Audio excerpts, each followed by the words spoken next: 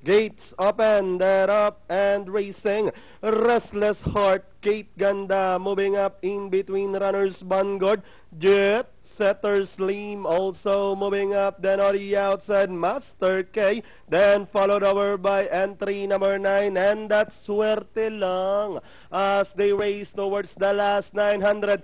Kate Ganda, Vanguard is on the outside. Jet Setter Slim racing in third. Down in fourth, Restless Heart. Then by the rail, Don Jaime, Master K, and sneaking in down on the inside, Kitty West as they swing to the last 600. Kate Ganda, this time by about 5 lengths. Vanguard remains in second. Jet Setter Slim then running by the rail, Don Jaime, and pass approaching on the outside is Restless Heart as they swing for home. Kate Ganda is still leading the field.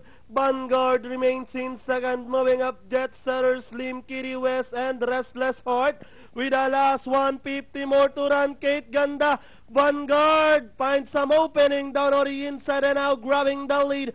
Vanguard, a long shot, now leading the field by 3 over Kate Ganda. And finally, Vanguard, Kate Ganda close between Sir Ferdinand and Master K.